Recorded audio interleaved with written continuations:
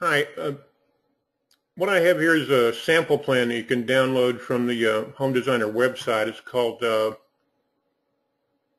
Craftsman Bungalow Plan. I thought this would be a good sample of, or example, excuse me, for this particular tutorial, which is layouts and how to get views to layout and that sort of thing. I'm just going to do an overview to kind of orientate.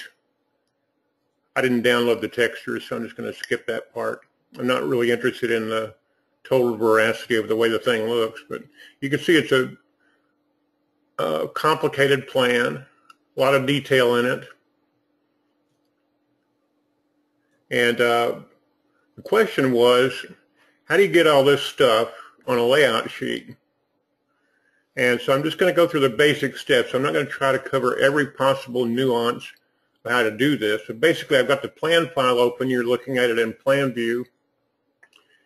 And now I'm going to go to File, New Layout. And this is a blank layout sheet. You can see there's a title block. And this just ships with the program. I don't know what size it is, so I'm going to use my measuring tools to verify the size of it. Okay, that's 2 feet by 18 by 24. That's the largest size that Pro will print to natively. Okay, so this is basically a virtual piece of paper, and it's a .layout file, and I'm going to send things to it from this .plan file. Now, initially, we would want a plan view to print out. So I'm just going to go to File, Send to Layout. And that command's not grayed out because I have a layout file open. It's kind of like when you're playing catch with your children. You know, it takes 2 people to do that. You have to throw the ball, and then it has to be caught by the other person. In this case, you're going Plan File to Layout File. So I'm going to hit Control-Tab, switch between the open windows, and then go File, Send to Layout. And the next thing you see is this Send to Layout dialog. And this is where you determine at what scale it's going to be sent, or no scale, depending on this radio button position. And if I send it at 1/4" scale, this is a large, complicated plan. Well, let's just do it. I'm going to send it at 1/4" scale. Click OK. Basically, a live snapshot of the plan view is sent at that scale for this targeted piece of paper. You can see that there's more plan there than there is paper to accept it. So this scale isn't going to work. I'm going to delete this instance. You're not deleting the plan. You're deleting a snapshot, you might say, from the layout. So I'm going to delete that. That was just to demonstrate you have to think ahead on this thing, and sometimes it takes trial and error to figure out what size will actually go there. What I usually do, well, I'm a Chief Premier user, so I have some additional choices, but let's just say we know that 1/4" scale is going to be too large for a 18 by 24" piece of paper. So I'm going to send it to layout. And this time we'll go half as large, 1/8" scale equals a foot. And this is targeted to the size piece of paper size. Now that kind of fits better. And I can take this view now that it's here and rotate it so that it fits on the paper. Now everything's there. Now using the text tools, and this snapshot is not just a still 2-dimensional snapshot. If I make a change in the plan over here in the plan view, it'll automatically update that change. Like this tree here. See how there's a tree there? I'm going to delete it from the plan view, and it's deleted over here in the layout automatically. For plan views, any changes you make, I'm going to hit Control-Z to put the tree back. Yeah, now the tree's back, and you'll see there's the tree that I deleted. So that it's not just a static snapshot of the plan, it's actually dynamically connected with the original. And the layer names that are turned on and turned off is all recorded in this instance here. To edit it from the layout, you would just double click on it and it will automatically open back into the plan file. See, we're going from plan file to layout to plan file to layout to plan file. So a layout is so that you can lay out things. See, it didn't really fit the paper this orientation, so this seems to fit a little bit better. Now, if I want to more information or less information, I would turn those layers on and off before I send it to the layout. But once it's been sent to the layout, it's going to, this snapshot here is going to record what was turned on and what was turned off. Now, your question about how can I just do part of the plan? Well, I'm going to delete this instance just for making it easy. I'm going to go back to the plan file and I'm going to zoom in to just the kitchen. That's what you're asking about. We'll zoom into the kitchen of this plan and fill the screen with it. Now I'm going to go to File, Send to Layout, and you'll see that there's a checkbox here for current screen. You can send it in. The default is entire plan view, which is what I initially did. Now I'm just going to do this size. I'm going to make it 1/2 inch scale. So just what's on my screen is going to be sent to the layout at this scale. And there it is. Now I can still increase or decrease how much is showing here by these edge handles. I can reveal as much as I want or as little as I want. Let's just bracket the kitchen because you were asking about that.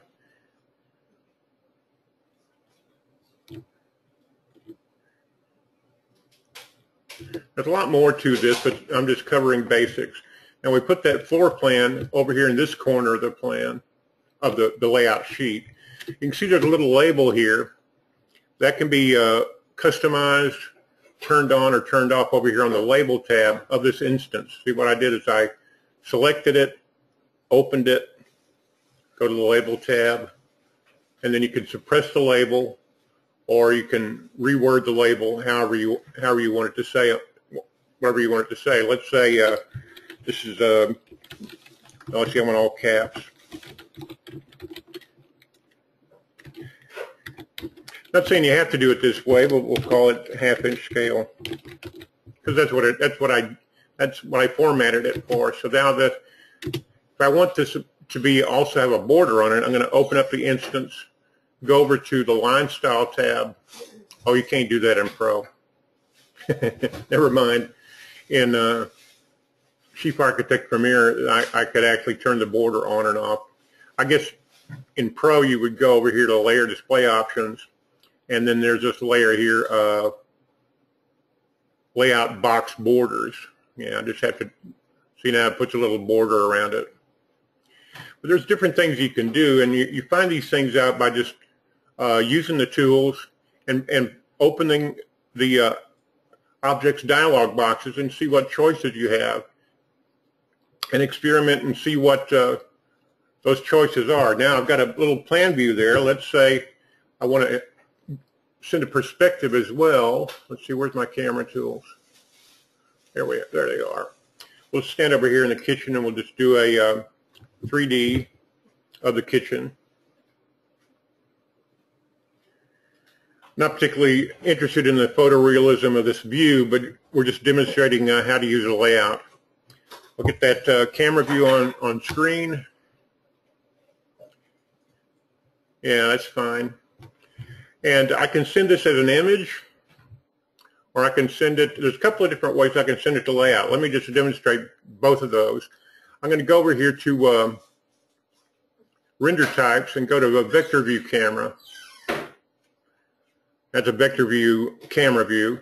And I'm going to send that to layout. And the type of camera determines the type of view sent to layout. And I want, let's see, show, yeah, images like this, you don't send it to scale commonly, not that with this camera type. There's other camera types where you can send an isometric to layout scale, but this is not one of them. We'll just click OK, and you'll notice that it converts it from colors and so forth to just black and white lines. The conversion process is happening now. There it goes.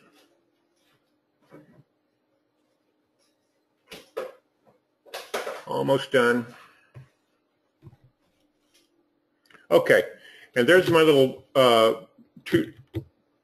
isometric view. Now this can be using the corner handles. I can make it smaller and larger.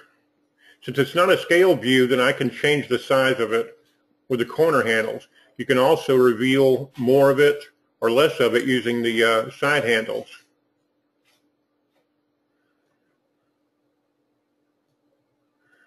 We get just the amount of 3D view that we want, and that's a personal preference. And then I can resize it to fit better on the page. And that's why this is called a layout file. Now let's say we wanted to send that as a color image. I'll delete that. We'll go back here and change the camera type. Where is that guy? There it is. To a standard render, which will re-render it with a different coloring, lighting model, and so forth. And I want to clean it up a little bit, so I'm going to go over here to Final View. That should clean up the edge lines a little bit more. Sometimes Final View with shadows, of course, it takes longer, and sometimes the results are nice and sometimes not so nice. I'm going to let it do that. You can see it takes, on my computer, a little bit longer to do. That looks fine. Now I'm going to go to File, Send to Layout. File, Send to Layout. And this will go as an image, not as a vector view like the prior snapshot was, because I use a different camera type. Yeah, there's that same view as a bitmap image. And again, this has corner handles that I can resize it. If I use a corner handle, I can just make it smaller. Yeah, right there. And there you have it. But you can still alter the edges using the edge handles to reveal as much or as little of the thing as you want to reveal. Last thing with layout, sometimes you want 3D, sometimes you want plan views, and then the other thing is, let me close this, it's just a straight elevation. I'm going to leave this, we'll put this image over here. I know this is a little bit messy, but I'm just demonstrating. And these labels, by the way, they're movable. I think they are. Okay, in Chief Premiere they're movable. In Pro, I guess they're not movable. Let me see if there's, go to the label tab. No, there's no way to, you just turn it on, turn it off, or customize it. In Premiere, you can move the label around. There's a handle for it, but not in Pro. Okay. Last thing would be elevations or cross sections. We'll just go over here to the front of the building and use the, there they are. We'll use this cross-section elevation tool and get the front elevation. I just left-click and drag perpendicularly to the house, and there's an elevation view. I don't, commonly for construction documents, I don't use a full color like this, so I would change the camera type to vector view. So I just went black and white lines. And then I'm going to zoom in to just the area I want to send to the page. And it doesn't matter if it's perfect, because you can lay it out once it's sent to the layout file. We'll go over here, send to layout. Now this is going to be much too large for either. I think what I'll do in this case is just fit the sheet, no scale, because then I can change the size of it once it's there. In this dialog here, you just decide how you want to handle the thing before you send it to the layout sheet. Now it's being sent and converted to lines and patterns and so forth.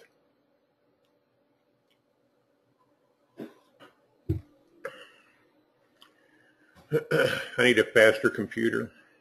Okay, there's that deal there. Now I sent it unscaled. So now I can, again, reveal as much or as little of it as I want to show with these edge handles. And because I sent it unscaled, I can rescale it to best fit on the sheet. Now ideally these cross sections and elevations, you wouldn't want them scaled. So again, for our purposes, I'm going to just delete this other material I sent. And we'll do it again. File, send to layout. And I'm going to send it at eighth of an inch scale. I've already determined that that much of the plan will fit on a sheet there, but deleting everything else so that this will fit on there. Now, again, it's sending. This computer is about 3 years old, so it's about due for an upgrade.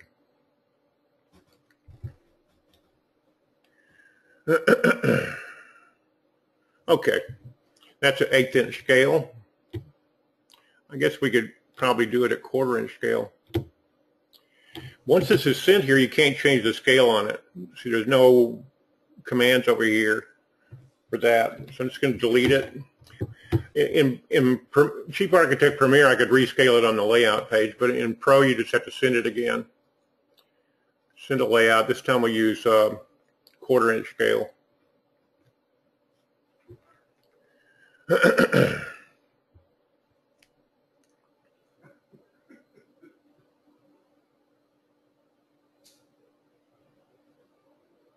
There we go.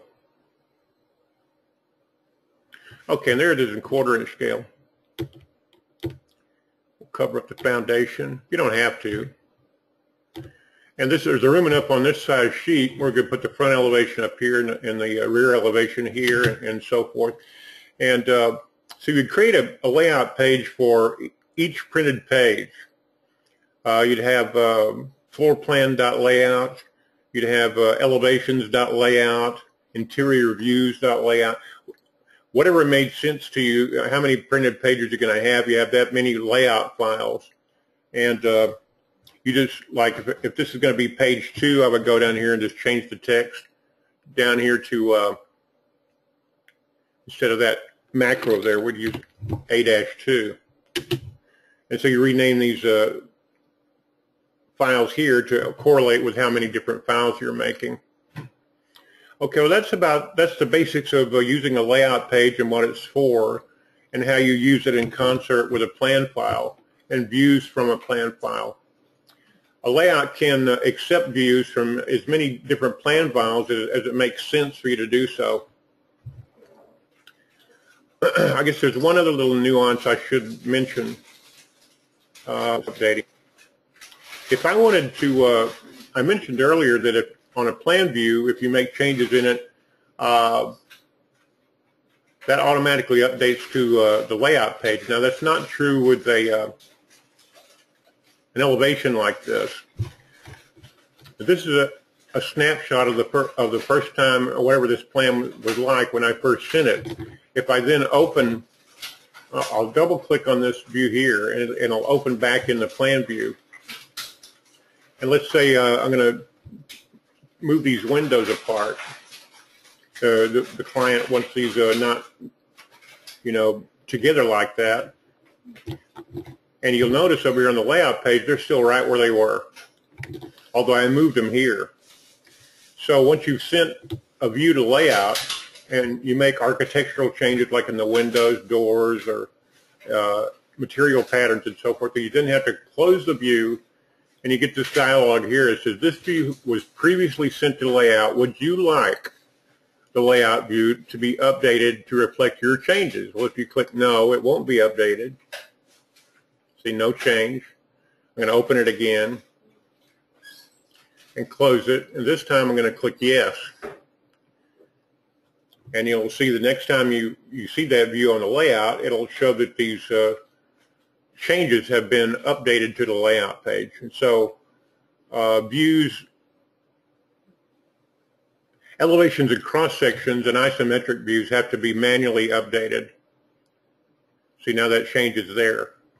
And that's the basics of how to use a layout file with a plan file. And I hope this helps all you people out there not tear your hair out quite so much. Thank you.